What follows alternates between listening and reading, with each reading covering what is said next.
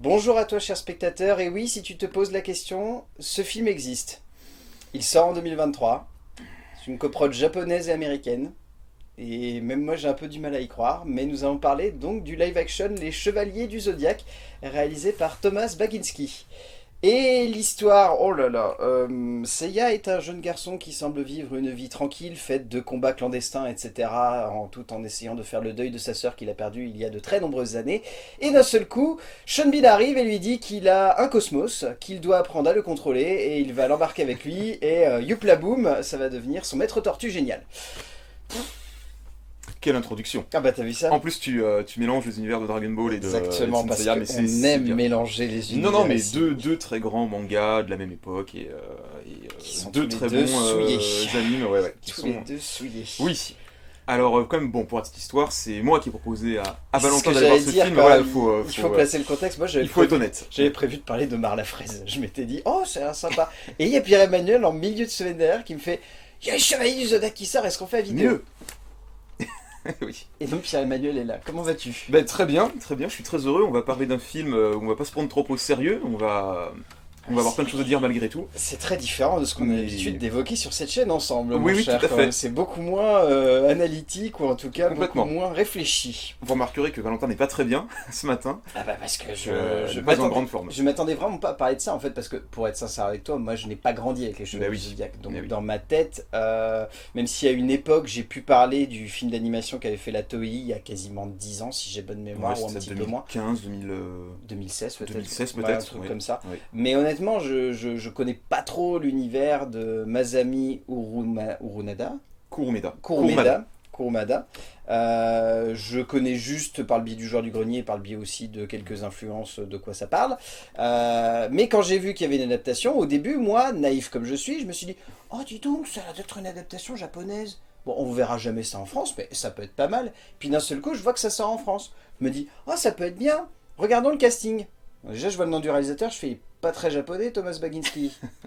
C'est pas grave, on sait-on jamais. Production. Donc, Voilà, après tout, je me dis, sait-on jamais. Je vois les noms des scénaristes, je fais, c'est pas très japonais comme nom de scénariste, ça, c'est pas grave. Regardons le casting, je vois l'acteur principal, oh d'accord. Et je vois Sean Bean et Famke Jensen. coproduction. Vous Donc, sentez les effluves, Dragon Ball Evolution, Tête d'affiche. mélange de culture. Ça sentait pas bon. Et donc on allait voir le film, et là je me tourne vers toi, Pierre-Emmanuel. Qu'est-ce qu'on en pense des Chevaliers du Zodiac version Alors, 2023? Ok, ouais, très bien. Donc effectivement, petit élément de contexte. Donc contrairement à toi, moi j'ai quand même grandi. Génération Club Dorothée, bien sûr. Deux grands animés parmi d'autres, mais Dragon Ball et donc les Chevaliers du Zodiac, version française. Saint Seiya, version japonaise. Et c'est vrai que j'aime bien quand on a ce genre de film qui arrive. On s'attend pas à grand chose, mais c'est intéressant de se dire bon, qu'est-ce qui va se passer? Alors tu l'avais dit, il y avait ce film d'animation 2015-2016 qui était quand même pas incroyable. Hein, et là je m'étais dit comme toi, je me dis bon, après tout, laissons-nous tenter. Pourquoi pas? Et alors c'est vrai, t'as parlé de Dragon Ball Evolution, pendant toute la projection, je me suis dit ah, est-ce que ce film est en train de rivaliser avec Dragon Ball Evolution ou pas? Puisque là, Dragon Ball Evolution, c'est un truc qui un jour restera dans l'histoire du cinéma comme un film quand même très, très bas, qu'on peut avoir l'absurde séance ou autre, enfin bon. Voilà. Donc pour moi, non, pour moi on est un petit peu au-dessus quand même. Mais Ouais, c'était difficile. Ça a été difficile. Il faut pas y aller en prenant le film trop au sérieux quand même.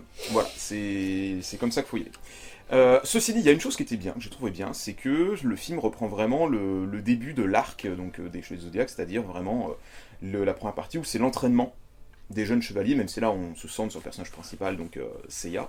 Mais c'est vraiment ça dans le manga au départ, c'est vraiment ces jeunes enfants qui sont des orphelins, qui sont, dans la version, dans le manga, ils sont pas livrés à eux-mêmes, mais ils sont entraînés, et justement pour devenir des chevaliers.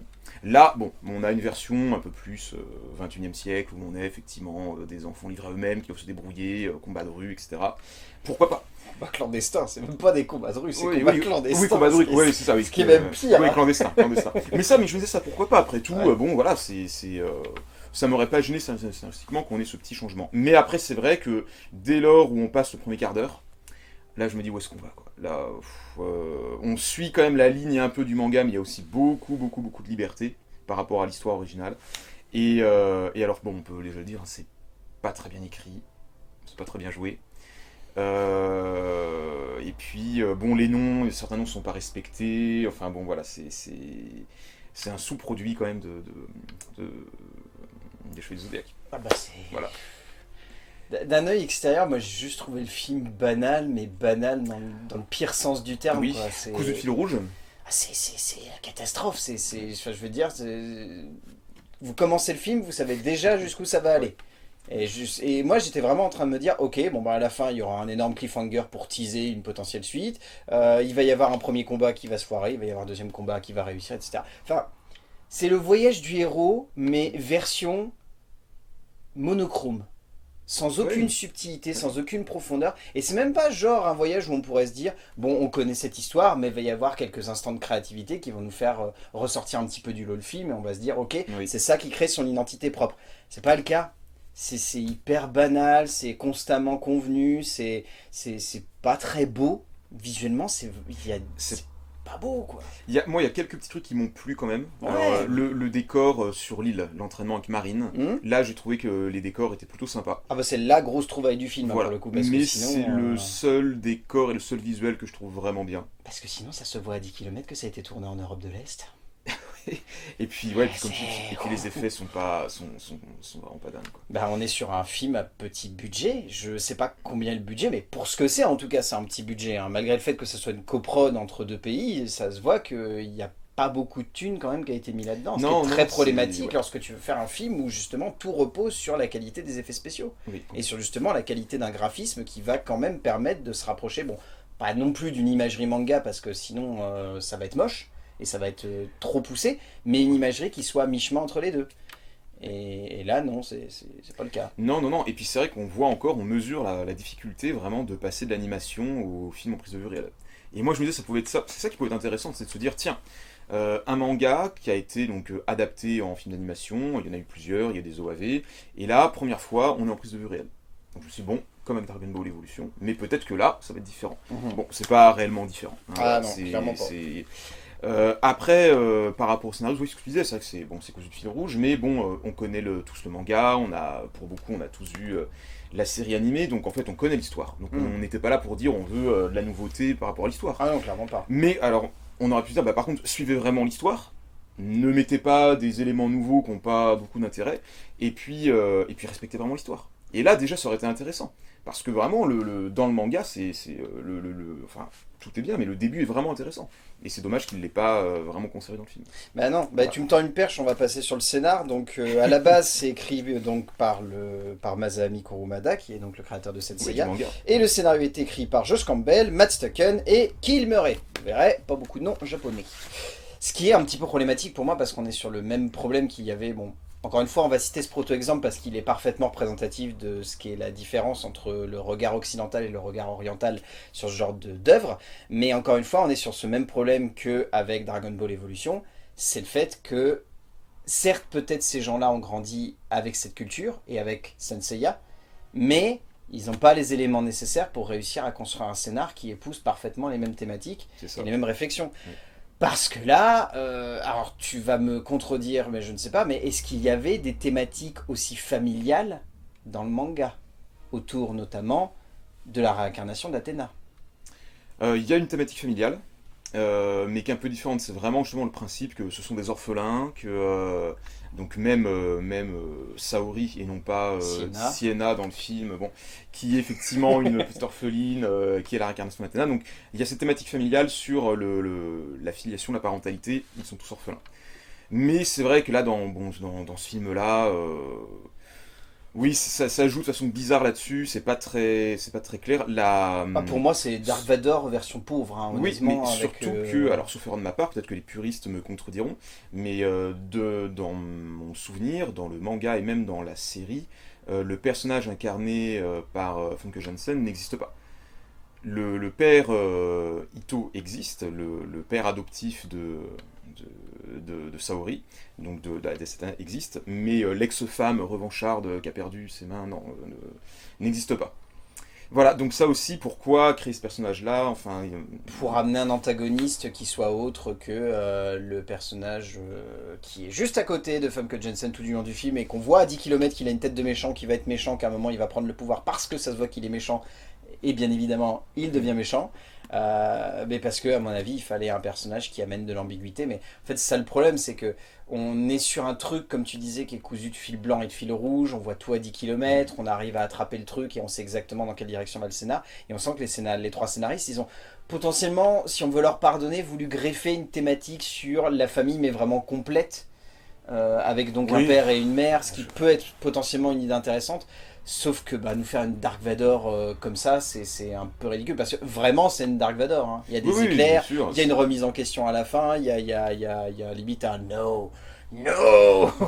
Enfin, c'est encore une fois, c'est dommage parce que il y avait tous les éléments dans le scénario de base du manga et même de l'anime, il y avait tout ce qu'il fallait pour faire quelque chose de bien, même en prise de vue réelle. Mais il fallait simplement rester fidèle à ce qui a déjà été écrit, ce qui tenait très bien la route et ce qui a marqué toute une génération. Donc pourquoi chercher ailleurs, pourquoi faire autrement? Et puis même juste s'émanciper un peu aussi de ça, parce qu'on parle beaucoup de la responsabilité, entre guillemets, de la filiation avec l'original, mais c'est peut-être aussi intéressant de prendre certaines libertés pour justement adapter correctement le tout, pour que ça sonne pas comme un truc redit, redit et redit, parce que dans sa globalité, la structure, les personnages, il y a des moments où j'ai eu vraiment l'impression que les personnages secondaires n'étaient que des personnages fonctions, qui n'avaient pas réellement de personnalité, d'ambiguïté, de passé, ou en tout cas de lien qu'ils entretenaient avec certains personnages. Juste, ils sont là pour remplir une fonction. Je suis la méchante belle-mère, je suis le gentil papa, mais qui a un peu un passé trouble, on ne sait pas pourquoi. Je suis le héros, mais je vais pas plus loin que ça parce que j'ai qu'une seule quête, c'est retrouver ma sœur. Ce qui est hyper problématique parce que j'imagine qu'un personnage comme ça, tu n'es pas obligé de le faire monochrome comme ça. Or, Seiya et monochrome comme c'est pas permis du début à la fin, parce que la seule chose qu'il a à la bouche c'est Patricia, tout le temps. Et moi ça m'a vraiment énervé, parce qu'il y avait des moments où j'étais en train de me dire mais autre chose au bout de la langue. Eh bien ta sœur, j'ai pas de souci, mais tu vis pour autre chose que ta sœur qui a disparu et que tu vas absolument retrouver parce que tu dis constamment son nom, mais il y a autre chose, alors, quoi. on pourrait effectivement aussi parler des répliques du film. Mais par rapport à ça, oui, alors ça fait partie dans le manga, ça fait partie effectivement de l'histoire de départ. Il a perdu sa sœur et du coup il la recherche, mais effectivement il y a d'autres choses dans le scénario original. Il y a quand même un peu plus de subtilité. Et d'ailleurs au départ, Seiya pense que Marine est sa sœur. Voilà, et ça c'était intéressant. Et ça par contre, c'est vaguement évoqué dans le film. Et à peine, ouais. Mais, et honnêtement, moi perso, je l'ai vu à 10 km. J'étais en mode, ouais, bon, ça se trouve, elle va enlever son masque, c'est sa sœur. Point. Débrouillez-vous avec ça. On ne sait pas dans le film. On ne sait pas. Mais dans le film. Mais oui, donc après oui, effectivement, c'est pas, voilà, c'est ce qu'on disait, c'est pas très bien écrit, l'histoire, les répliques sont quand même elles sont cheesy comme c'est pas permis. Elles sont quand même pas incroyables. Il y a des moments où c'est vraiment on se demande limite du ridicule. Hein. Bon, oui.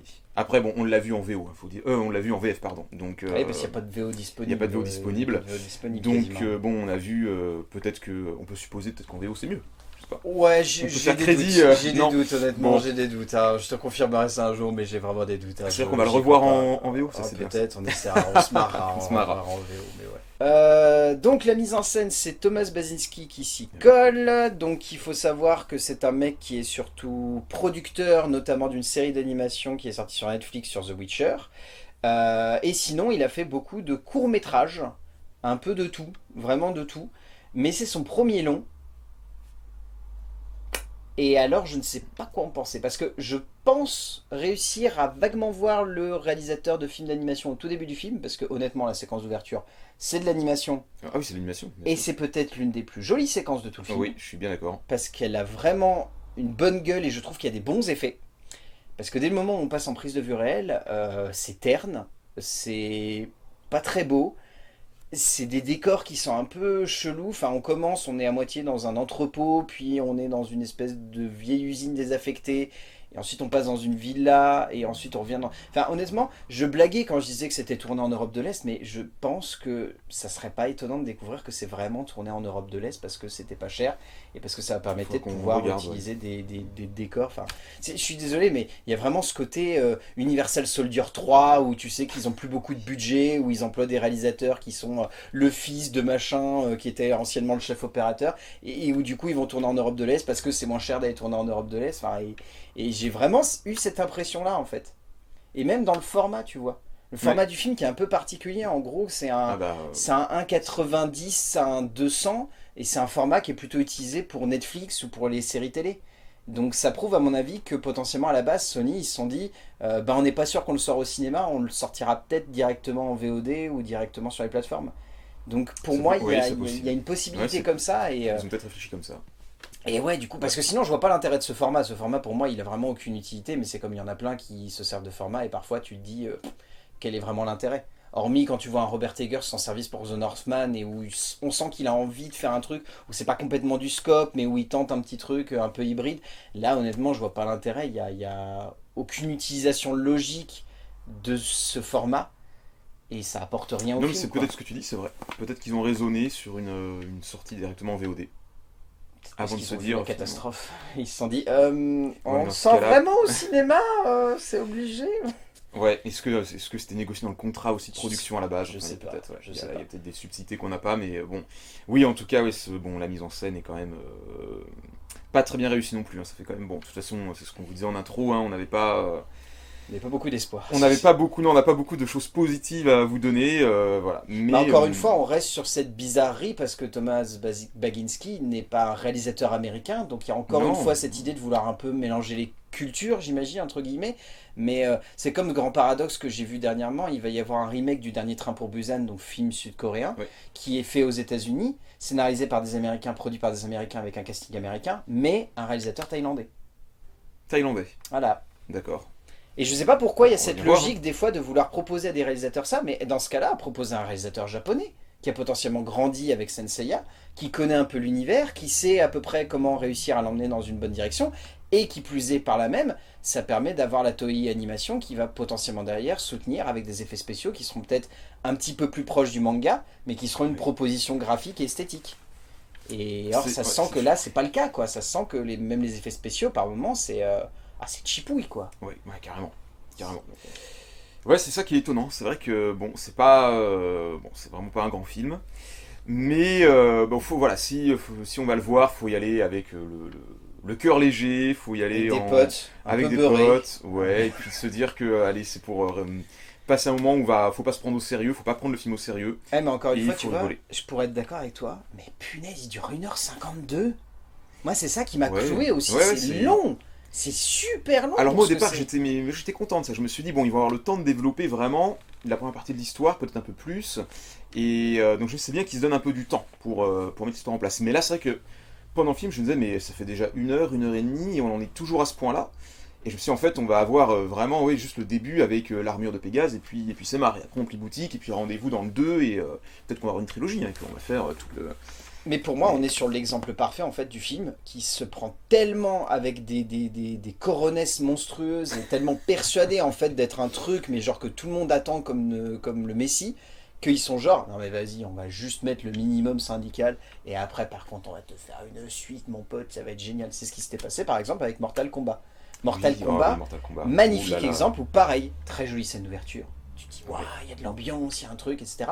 Et bizarrement, et c'est pour ça que je fais le lien avec les deux films, Mais c'est vrai, t'as raison. tu commences direct avec un mec dans un dojo qui se prépare à avoir un combat. C'est vrai. Et où du coup je me suis dit, quand j'ai vu les Chevaliers du Zodiac, la vache, tu vas quand même pas me dire qu'on va être pareil que Mortal Kombat, et où à la fin il va y avoir un gros cliffhanger en mode, attends, dans la suite, il y aura tel personnage, et là il y aura beaucoup plus de trucs. Bah si, c'est pareil, c'est la même chose. C'est décor, vaguement entrepôt, base lieu industriel, etc. Et on te tease plein de trucs, on te montre une vague avancée de personnages, on te montre juste le minimum syndical de protagonistes, et ensuite c'est genre, Ouais, bah tu verras dans la suite, il y aura ça, ça, ça, et ça sera beaucoup mieux. Ouais, ça, moi j'ai toujours du mal à comprendre. Tu lances le premier film, c'est là où il faut mettre de l'intensité, c'est là où il faut mettre de l'impact. Bah encore une fois, Mais là, autre exemple dans le même genre mais réussi, Warcraft. Ouais. Warcraft, Ouais. au moins tu avais du matos, il te balançait plein de trucs, Ah bah là c'est sûr. Ouais. et à la fin on Ouais, te c'est teasait une suite. Oui. Et on te disait, vas-y, dans la suite, il va y avoir plein de trucs. Bon, malheureusement, le box-office a fait que c'est Oui, pas le cas. Mais Non, c'est sûr. c'était ça, en fait. C'est ça qu'on aurait dû avoir. Ouais, non, mais c'était Un film avec plein d'éléments, Tout à fait. plein de promesses, plein d'ambitions. Et à la fin, te dire, je veux voir cette suite. Parce qu'il y a trop de trucs qui sont laissés en suspens, il y a trop de choses. Et justement, c'est ça qu'on veut voir. C'est pas le cas. Bah non, Il c'est y a pas le cas. vaguement un antagoniste qui est laissé en mode, je vais revenir parce que je suis le méchant, etc. Mais c'est tout. Ouais, et là pour le coup ça correspond vraiment à l'histoire dans le manga, mais pas bon, subtil, quoi. non, c'est pas subtil. Donc voilà, donc je pense que les vrais amoureux du manga et de l'animation, les vrais puristes, de toute façon n'iront pas le voir, ça m'étonnerait. Oh, bon, non. Ou alors pour vraiment pour se faire un avis par eux-mêmes, mais ils en reviendront, c'est sûr. Ça viendront Sinon, déprimés, dépités. sans doute. C'est sûr qu'ils vont pas l'adorer, hein. Et après, pour les autres qui veulent juste se dire, si on passe un bon moment au cinéma, allez-y, mais avec beaucoup de second degré. Ouais, Voilà. Et puis là, pourquoi pas. c'est ça. Je te propose qu'on passe au casting. Oui. Casting donc très bizarre parce que mélangeant des gens venant d'univers assez Différents. divers et variés. Parce que donc on a McKenyu qui joue donc Seiya, Oui. qui vient plutôt du monde de la chanson à la base et qui est le fils d'un célèbre chorégraphe japonais aussi. Nous avons Famke Janssen, très lifté. Mais moi j'étais heureux de la retrouver. Ça faisait longtemps qu'on ne l'avait pas vue. Mais Je crois que je l'avais vu il y a pas longtemps, mais je sais plus dans quoi, où je m'étais dit aussi, la moi, ça vache, faisait elle est longtemps, un peu mais- trop liftée. Mais on a Madison Iceman qui joue donc Sienna. Oui. Nous avons Diego Tinoco qui joue donc Nero. Nous avons Marc Dacascos Oui. qui joue Mylock. Alors là, c'était... Honnêtement, si je dois retenir un truc vraiment ultra positif de ce film, c'est le plaisir de revoir Marc Dacascos. Exactement. Oh, la Et vache. en plus, je trouve qu'il joue bien son personnage. Ah mais il est trop bien. Je le trouve vraiment qu'il joue bien son Mais personnage. déjà et- dans... Et plaisir. Déjà dans John Wick 3, c'était un pied de le revoir. Ouais. Là, c'est à nouveau un pied de le revoir. Enfin, vraiment, ça fait un bien, mais fou. Il y a Nick Stahl qui joue donc Cassius. Alors là, cet acteur, je le Alors, mettais pas spécialement, mais... Honnêtement, il a une gueule. Il Ah a oui, une non, mais gueule, clairement. cet acteur. Mais, je Après, l'avais pas, moi. lui, il est pas très bon. Mais Nick Stahl, ça a jamais été un grand acteur, honnêtement. Tu regardes sa filmo, ça a jamais été un mec qui a su Ok. briller de mille feux. Il a joué dans plein de trucs, notamment, c'était lui, John Connor dans Terminator 3. Oula. Ah Et oui, Oula. c'est bon de rappeler que Oui, Nick oui, Stahl était oula, John Connor ok. dans Terminator 3. Terminator 3, bien Ouais, sûr. Terminator 3. Oui, non, mais... Terminator 3. évidemment. Et nous avons Sean Bean. Heureux de le retrouver aussi. Ouais, Mais Sean Bean, quoi. je t'avoue qu'en ce moment, je suis en train de re-regarder la première saison de Game of Thrones. Donc je Oui, suis en d'accord. pleine Donc, période de Sean Bean. d'accord, ouais. Alors ça me surprend aussi de voir que Sean Bean ne vieillit pas, puisque entre la première saison de Game of Thrones et ici, je ne l'ai pas vu prendre une ride, ce qui est assez saisissant. Ah, alors moi, j'ai fait la réflexion inverse. Ah, c'est Ah, vrai. je me suis dit, il a vieilli un petit Ah, peu, il je a trouve pris que un petit moi coup de ça vieux. va Mais après franchement, tout, bon, hein, ça va franchement. Mais après, bon bah il fait du Sean Bean, il est sympathique à Oui, suivre. il est toujours efficace dans voilà. son jeu, et C'est ça. quand on apprécie Sean Bean, on est content de le retrouver. Mais après, Ouais. et c'est la globalité que je vais ressortir du casting, malgré le plaisir de Mark Dacascos, de Sean Bean, de Famke Janssen et de McKenyu qui s'en sort pas trop mal, je trouve le casting, je trouve que l'ensemble est un peu fade. Et c'est mon grand oui. problème, c'est que je trouve qu'il n'y a aucun acteur qui arrive vraiment à sortir du lot et à poser une interprétation qui Non, marche bah, en de fait. toute façon, non, ce qu'on va dire, au point de vue casting, c'est quand même très léger, hormis effectivement Sean Bean, Mark Dacascos, qui ont un peu de bouteille, qui... Ils comptent de la bouteille, mais même eux, tu vois, je les ai pas trouvés Ah exceptionnels. bah non, mais de toute façon, c'est pas des rôles à Oscar, hein, c'est Ah bah non, c'est non, évident, clairement pas, mais, ça je m'en doutais. mais non, mais bon, ben voilà, ils font leur, ils sont professionnels, ils font, bah non, c'est vrai, ils jouent très correctement, mais après ils ont pas non plus ils ont pas des rôles, parce que en plus les rôles pouvaient vraiment être sympas, mais c'est pas incroyable. Après, moi je trouve que Mark Dacascos s'en sort vraiment très bien, c'est celui qui s'en sort le mieux, Ah oui, oui, mais c'est clairement. aussi ce qui correspond vraiment à son rôle. Voilà, après non, faut pas avoir une attente. Et puis alors bon, l'acteur, j'ai pas son nom, mais qui joue Ikki, Chevalier du Phénix, le personnage dans le manga, dans l'anime, a tellement de charisme, a tellement de puissance, de force, c'est un personnage qui est très très important, et là, c'est un petit minet, un peu brun, ouais, même pas brun ténébreux, enfin bon, ça va pas quoi, ça va pas du tout, on Oui, passe non. à côté quoi. Oh non, complètement. Donc même d'ailleurs, je vais pas non plus son nom, mais l'actrice qui joue...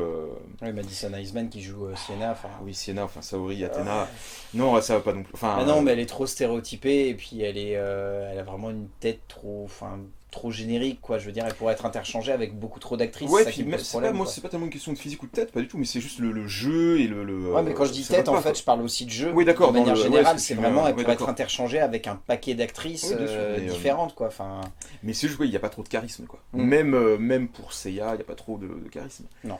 À la rigueur, l'actrice qui joue Marine, bon alors, elle porte un masque, mais c'est déjà un peu plus intéressant, il y a quelque chose qui ressort plus. Ouais. Bon, enfin voilà, donc bon, niveau casting, c'est pas ça non plus, finalement. oh non, c'est pas ça. Donc scénario, c'est pas ça, Mise mise en scène, c'est pas ça, casting, c'est pas ça, Ouais, non. effets spéciaux, on a dit que c'était pas ça non plus.